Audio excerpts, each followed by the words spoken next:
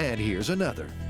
Carrie has to choose the lingerie least likely to come apart while being chewed. You've got nylon, you got spandex, you got cotton, and I need to test and see which one of these are going to be the best for the crocodiles to be able to hold on to.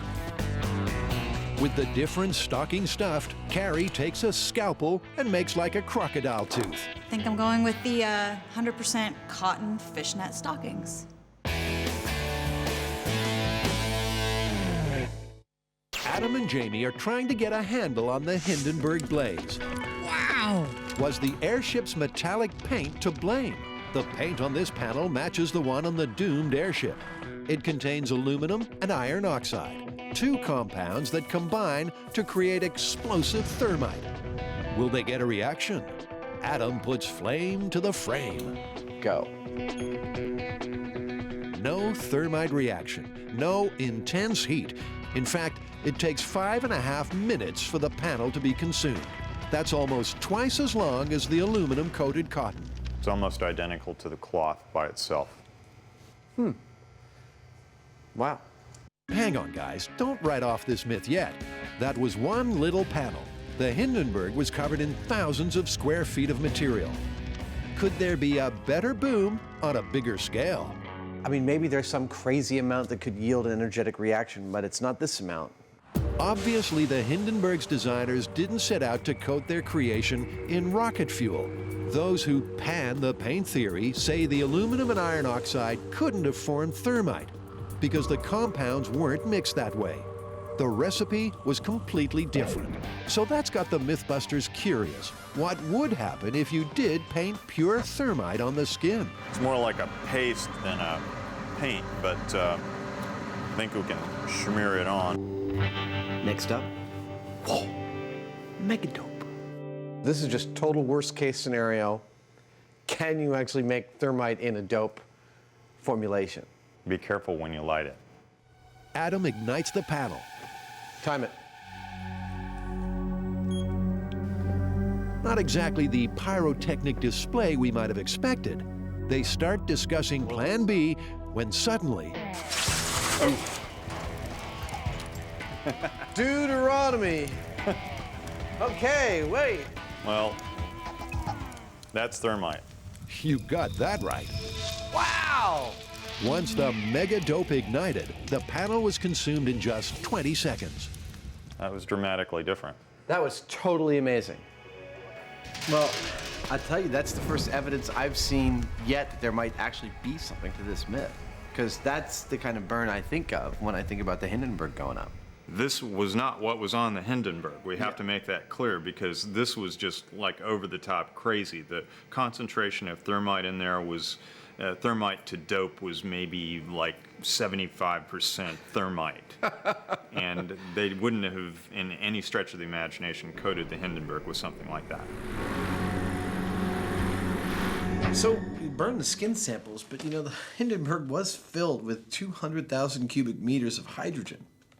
Well, let's burn some skin in the presence of hydrogen and see what it does. The newsreel shows the Hindenburg engulfed by fire. Yet high school science tells us hydrogen burns with a near invisible flame. So what are we seeing in the disaster footage? Is it the skin burning and not the gas? Adam will burn some hydrogen to see what the flame looks like. He takes a cylinder of 100% pure hydrogen and makes an enormous Bunsen burner. That's an orange burn, baby. The hydrogen definitely burns orange, but it is extremely low visibility, in contrast to the newsreel footage in which the flame is clearly visible. Now, eyewitnesses said it burned orange, but it's a lot more visible than this was. One thing's for sure, hydrogen burns like nobody's business.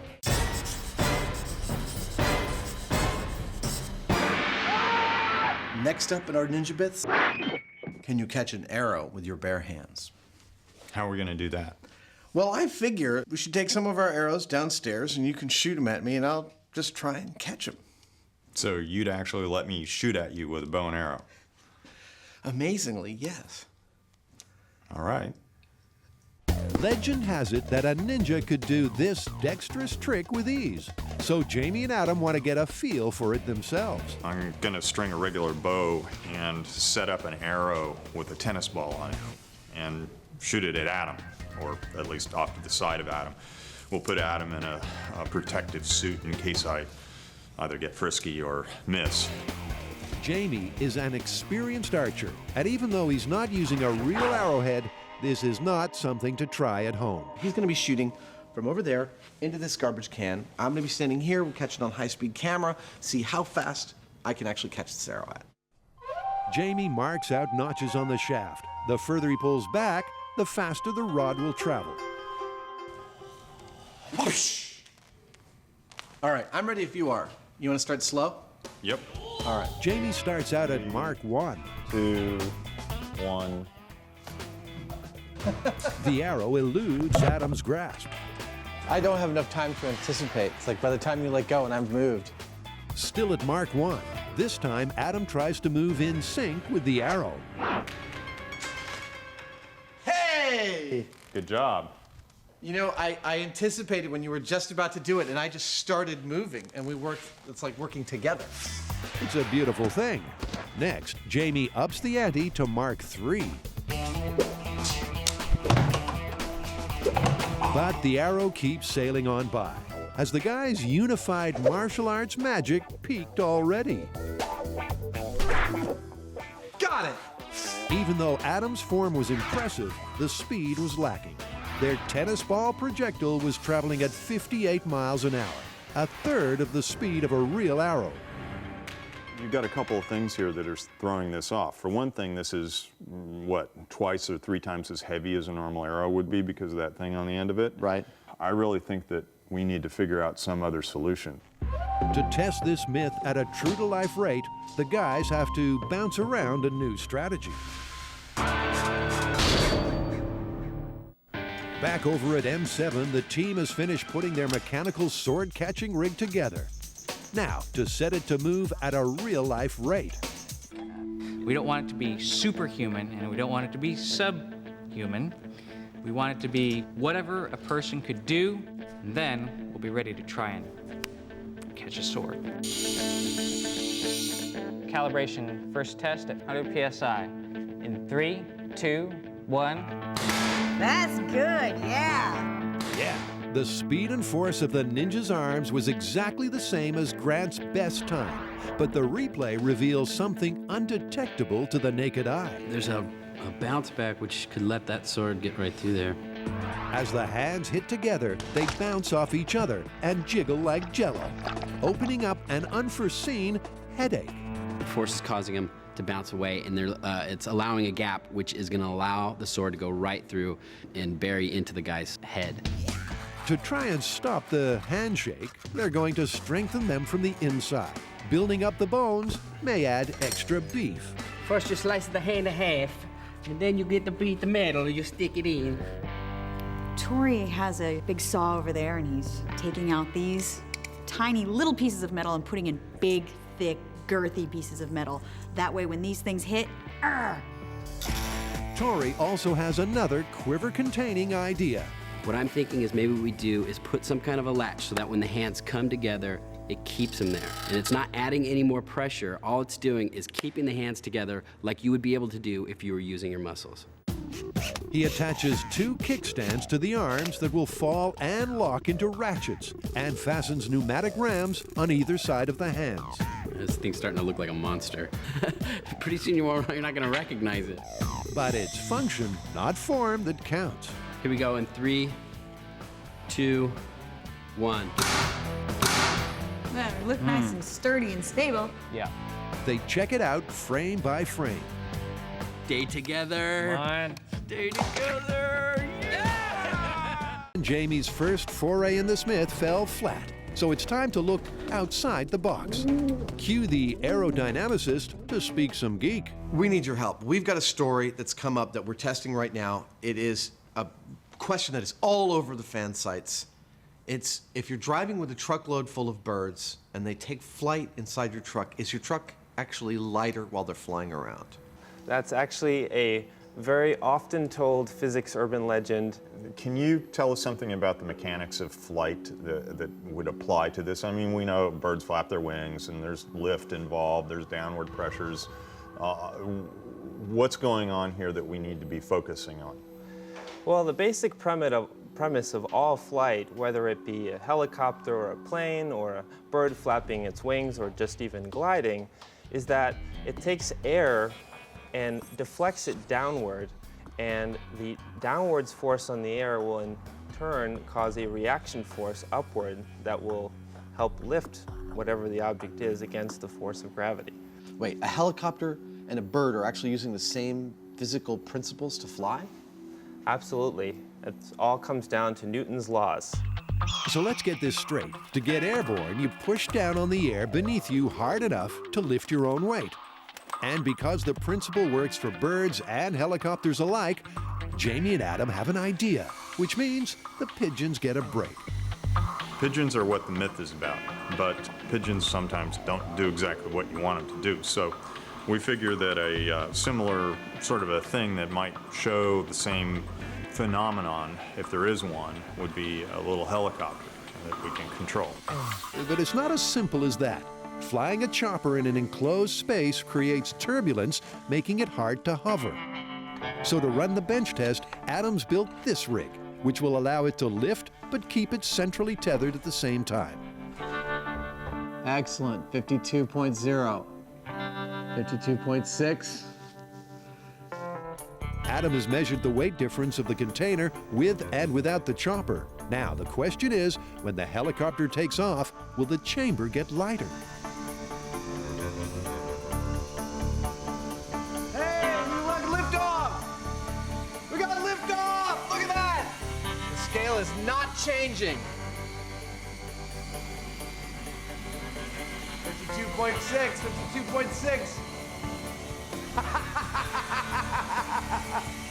Dude, that's liftoff. I so did not expect this rig to work. All right.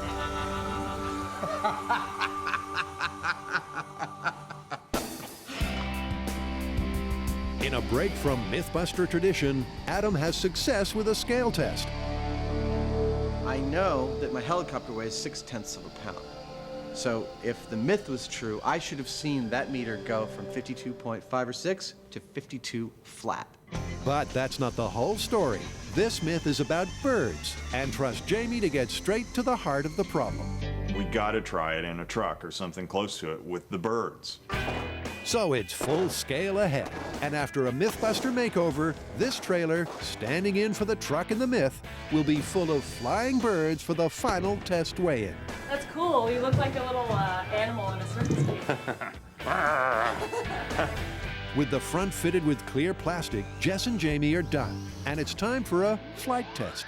There are no scales yet, so this test is simply to confirm the birds are comfortable spreading their wings. If they don't, Adam and Jamie are back to square one. Hey! But it's immediately obvious there's plenty of room. So, final prep on the big rig begins. The flight motivators go in first. These rotating foam tubes are supposed to keep the pigeons in the air.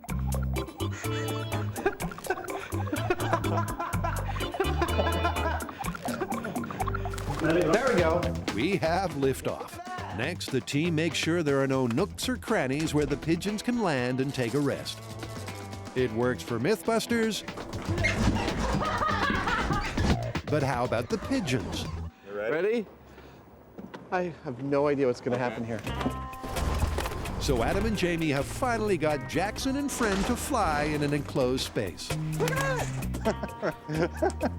Now comes the tricky bit, catching a flock more birds, letting them loose in the trailer, and accurately weighing them. Feeling the need for speed, viewers have sent in 3 mythical ways to beat the camera cop. Well, the first one is that you could beat the speed camera by driving so fast through it, it doesn't have time to take your picture. Well, seems pretty straightforward. We get a speed camera, we get a car, and we just drive like heck. Yeah, we do! Woo! So, viewer myth number 1. You can beat the speed camera by driving so fast it can't see you? That'd be time to cue the souped-up supercar. But before we go high speed, Adam wants to test the theory in this car. This is a perfect car for the test because while it may not be the fastest car on the block, it is definitely representative of a totally average American car. If this myth is at all true, it ought to be true for your average car. Now, if you're worried about Adam and Jamie maxing out a very average car, This is a pair of 5-point racing harnesses. you're not alone. Because we've got to drive it at such high speeds, the insurance company requires we put some safety measures into it, and that's what I'm about to do. And so is Jamie. But how gas-axing a hole in the rear makes the car safer is anyone's guess. Once the bumper goes back on it, it'll be fine. Nobody will know until they have a crash. But I won't tell them. If this car can go half as fast as it's going in Adam's imagination, Flip on the afterburner. it should be able to beat the sound barrier, let alone a speed camera. And I'm out! You ready? I'm totally ready. Let's go. Let's go beat the speed camera. Speed cameras work like sonar. They send out radar pulses. The time it takes for the pulse to come back to the sensor registers the speed of the vehicle. If it's over the limit, a signal's sent to the camera to take a photo. The myth is, if you can drive faster than the pulses, it won't detect your vehicle. We got to beat the speed camera. And the only place where we can shoot this is our favorite tarmac at Alameda Naval Base. It's about 1.75 miles of perfectly flat road. It's absolutely ideal for our purposes. 2 men, almost 2 miles of runway, 1 myth, 1 car, and no speed limit. It's just another day in MythBusters paradise. At least until it's time to meet the speedster's arch enemy, the speed camera, and the mastermind behind it. Hi, Adam. Good to meet you both. Adam Teuton's cameras have been the bane of every leadfoot's life since 1987. So basically what I'm looking at here is a radar unit attached to a camera, a storage device, and a processor. Correct. That's amazingly simple. We try to make it as simple as possible. Over the years, how many tickets have your systems issued? I'd have to say millions. With millions of tickets under its belt, will Jamie at full throttle be fast enough to get in under the radar? And just how fast can an average auto go? This may look like a ray gun, but in fact it's a radar gun. Just in case the speed camera doesn't clock the car, Adam's handheld will still get a reading. I feel like a bullfighter. Come on! 40, 45, 50, 60, 60 miles an hour. From a standing start, the average auto speed is, well, average. A longer run-up should show what it's got. But does the driver have the right stuff? As usual, our biggest problem is not doing this particular stunt, but it's dealing with the insurance issues surrounding it. So we're going to have a safety person in the car with me. We're going to have a fire suit on and a helmet and the whole 9 yards, just in case we blow a tire and spin out and crash and burn and stuff like that. Ah, Jamie, ever the optimist. Based solely on my intuition and not any practical experience whatsoever, I estimate that we can get this car, or that Jamie can get this car, to just over 100 miles an hour. Is it enough to beat the speed camera? I suspect that it isn't, but I'm curious to find out. Let's go fast. Jamie's going to put the pedal to the metal while Adam tries to keep up in the safety car. The mustachioed maestro soon leaves Adam in his dust. But did he dust off the speed camera too? Adam and Jamie have the first course. We have a killer of a myth, literally. Bring it on. Well, you're in a vehicle alongside a semi-trailer truck, and the myth is that when the tire blows, it's such a powerful explosion that it'll not only break your windshield, but also decapitate you. That is perfect and right up our alley. Tires can sure turn nasty. Overpressurize them and the results are explosive. But if you're unlucky enough to be alongside when a big rig tire blows, would you literally lose your head? So how do you want to proceed with this? Well, we've got to get a truck tire rolling up to speed somehow, and one way or another, we've got to induce a failure in that tire. Man, I've heard these things are like bombs when they go off. We don't want to be anywhere near it. Maybe we can make some kind of stationary rig. Blowing up a tire on a moving truck is way too dangerous, even for the MythBusters. But there is a solution. In the Great Gas Conspiracy, Adam and Jamie dabbled with a dynamometer, a device that can spin tires while the vehicle remains stationary. It busts this whole thing wide open, man. It's crap. Dynamometer. Now, I was thinking this is a perfect thing for spinning our truck tire up to speed, except that nobody west of the Rockies is willing to let us blow a truck tire anywhere near their dynamometer. We're gonna have to make our own. Why don't we do it MythBusters style? We'll say get a really powerful old pickup truck and yank the bed off of it and drive the pickup drive wheel up to speed just underneath the truck tire, and that'll take the truck tire up to speed, and we're there. Let's do it. In a typically ingenious plan of action, Adam and Jamie will build their own supersized dynamometer. They'll sink a pickup truck, lower a big rig onto the spinning wheels, and put Buster in the firing line. In 3, 2, 1. And the first step in taking Buster's block off with a blowout is paring back this pickup. We cut the sides off this truck because we need to expose the drive wheel. The drive wheel is going to provide the power to turn the big semi-trailer tire. So we need to get at that wheel. We've got everything else out of the way. We'll put the semi-trailer on top of this and fire this puppy up and see what happens. Jamie makes it all sound so easy, but at the Chabot gun range, the reality is that this is an enormous undertaking. Our trailer's gonna go here. Our pickup truck's gonna go there. The pickup's drive wheels need to spin at more than 50 miles an hour. But so that it can't go anywhere, the MythBusters must sink its tires into the ground. Dude, give it more gas! Well, hell, that ain't no truck no more. That's a dynamometer. With the dyno fired up, next the boys need a big rig to put on it. And this should do. Yeah!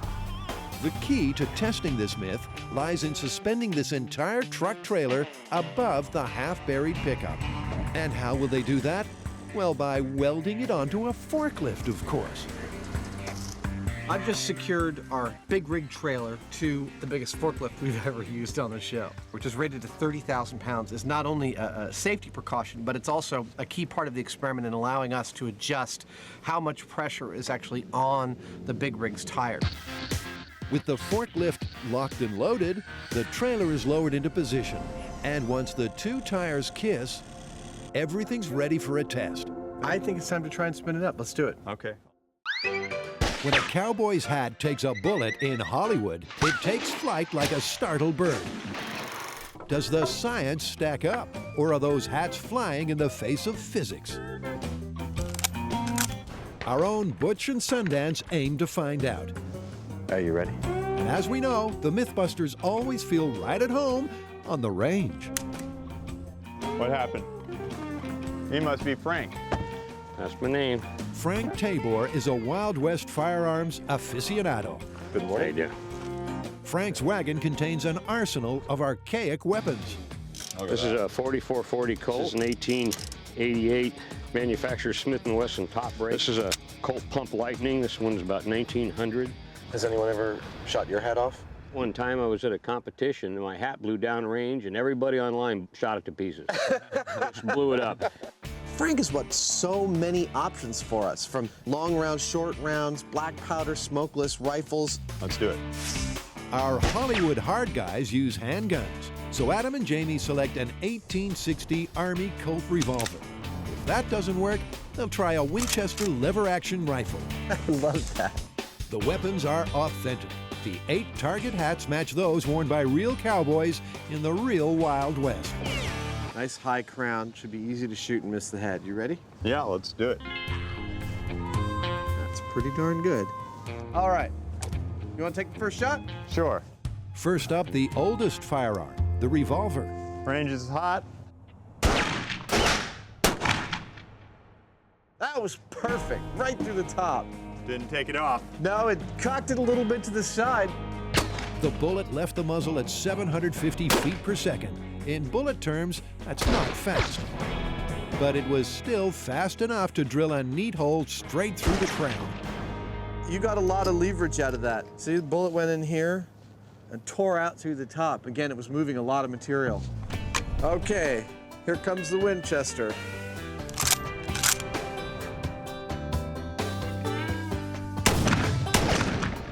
Nice shot. Look at that, right through the center. That did not budge the hat. It could not be a more perfect shot. The hat didn't take off, but it's way too early to call it busted. This is the Charles Bronson Once Upon a Time in the West hat.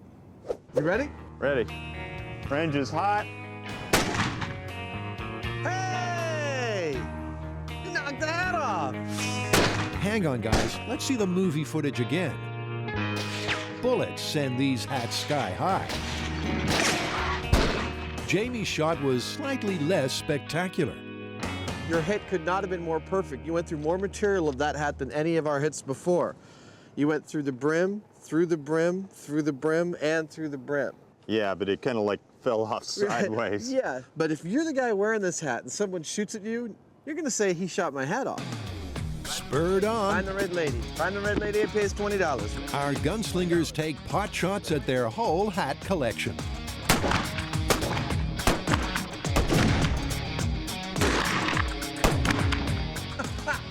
Right between the eyes.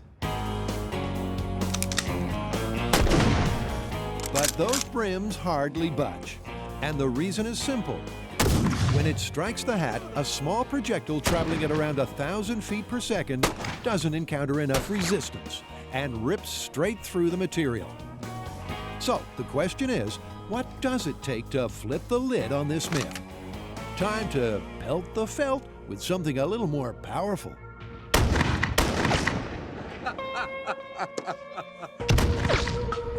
Now that's more like what we see on the silver screen. All the pellets went in here. All the pellets came out there. The birdshot sprays out at a slower speed, striking a larger surface area. The force is enough to make hat and head part company. There's one tiny problem. But it doesn't quite leave you able to tell the tale. I mean, Looks like he's got an acne problem right now. The dummy's forehead looks like a lunar landscape.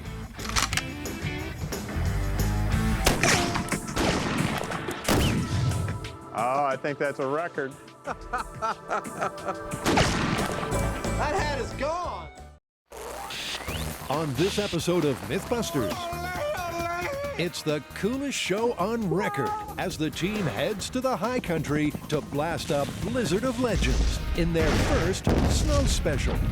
Awesome. For starters, Jamie and Adam literally try to move a mountain as they attempt to summon up a thunderous avalanche with an alpine song, a bullwhip, and some rapid fire.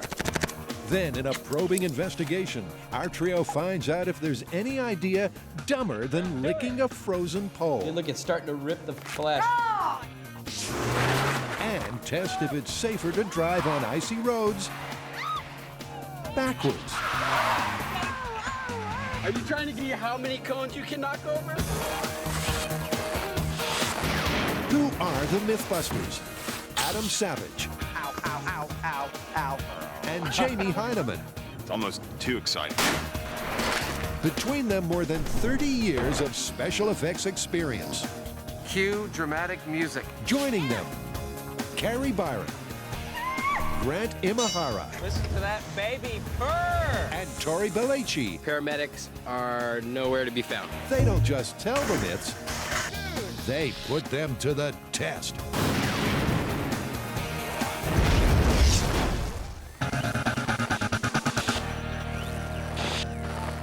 Gather around the hot tub, folks. It's going to be glacial. So what's the myth? Well, we are dressed for cold weather, and that's good because we're going to test whether or not you can start an avalanche by yodeling. So it's time to get those vocal cords ready. You think I can yodel? I know you can. You think I'm gonna yodel? No, I don't. This alpine myth is as old as the hills. Can this beloved form of melodious mountain song set off a mighty avalanche? The idea isn't as nonsensical as it sounds. In previous audio experiments, the guys proved that sound waves from the human voice are powerful enough to shatter glass and even extinguish a flame. Now, using the same notion in this ultimate auditory myth, we're going to try to bring a mountain to its knees. You know, if we're doing myths on avalanches, we need to go to the mountains. I think you're right. I think we will. But first, why don't we try some scale experiments here in the shop? See what we can learn about them before we go. Sure, why not? Jamie and Adam are testing the movie myth that diving onto a grenade will smother the blast and save your buddies. But with the neighbors likely to gripe about a grenade going off in the backyard, the team head for one of their favorite spots. When you want to blow up grenades, you've got to go to a place where they blow up grenades. Like the Alameda County Sheriff's Department's bomb range. That's where we are here. This place is a veritable Mythbuster mecca. Tori, Grant, and Carrie came here to blow up their pants. Those are exploding pants. And Jamie and Adam, You gonna paint your house with explosives? had a little TNT party of their own.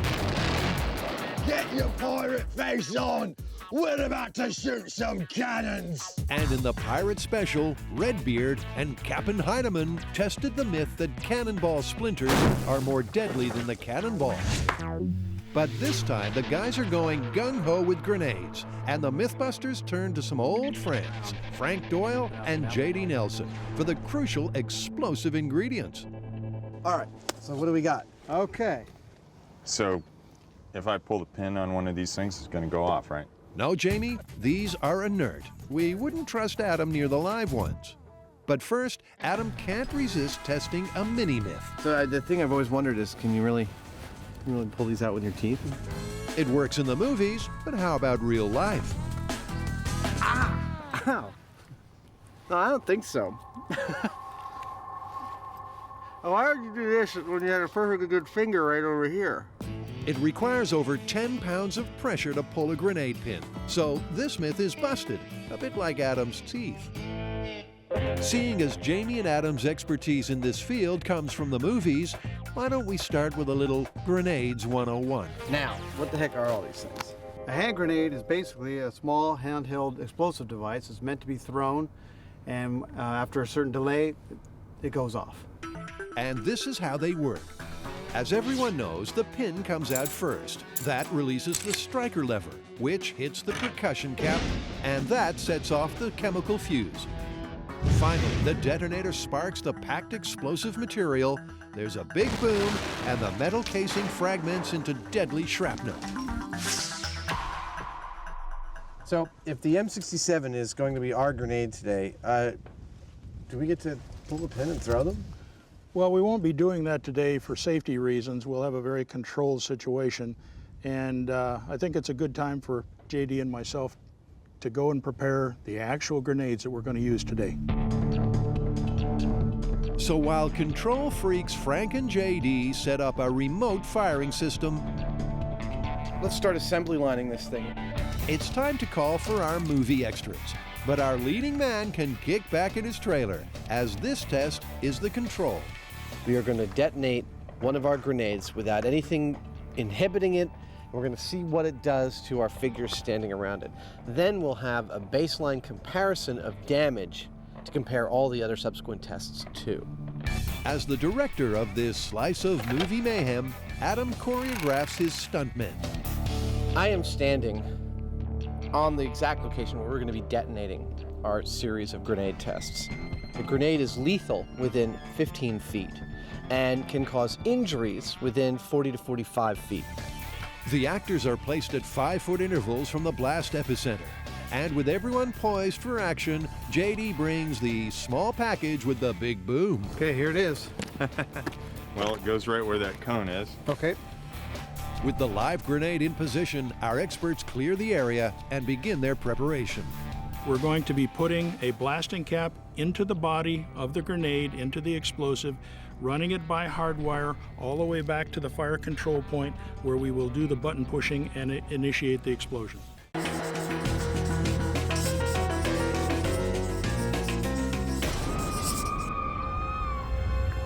Watch the coin. You're getting sleepy. Very, very sleepy. Wait, why are we doing hypnosis again? Haven't we been here before? Yep, but the furor on the fan site over mesmeric, mind-altering myths just won't let up.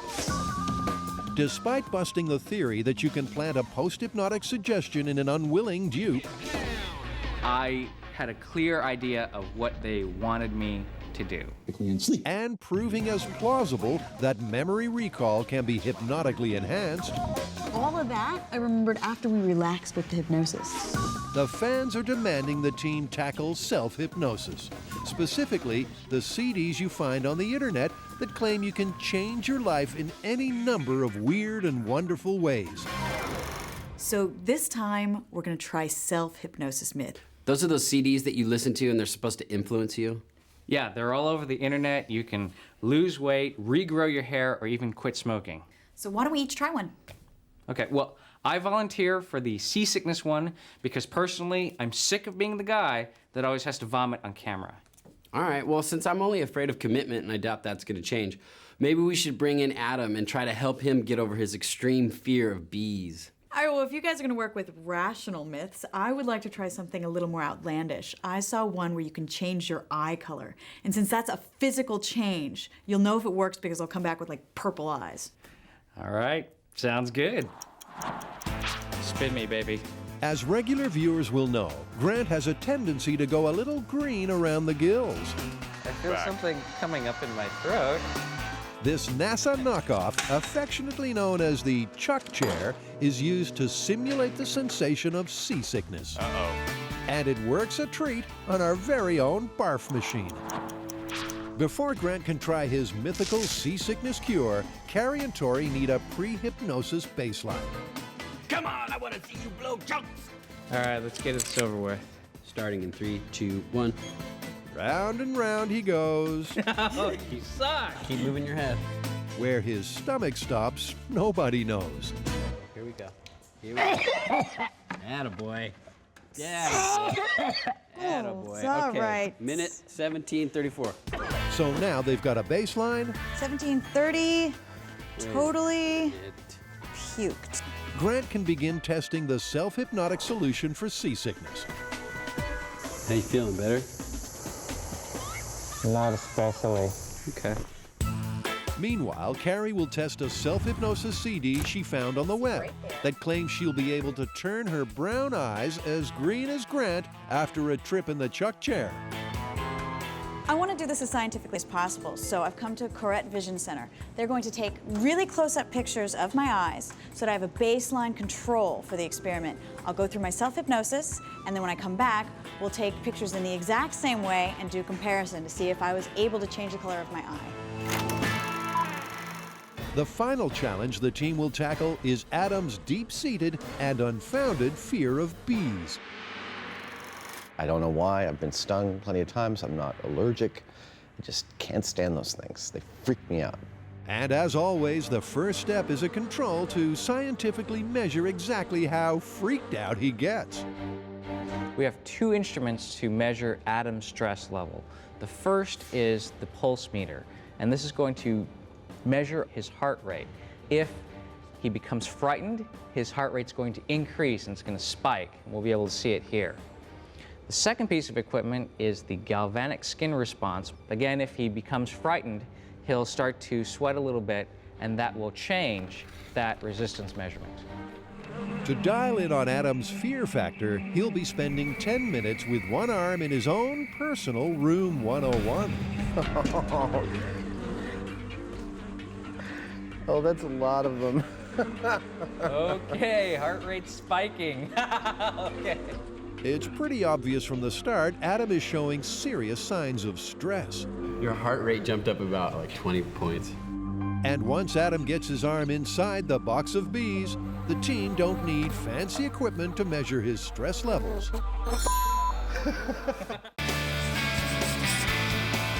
Okay, Christmas is coming. It's time to think about getting the bird. Well, unlike my bean curd substitute turkey, there's all sorts of stories and myths about the dangers of the frozen turkey. I've heard it's cracked floor tiles, like broken toes, and even caused the death of some pets. Well, why don't we separate fact from fiction and see how lethal these frozen turkeys are? Yeah, it'll be like a public service. Exactly. Every holiday season, we humans cause the turkey population to plummet.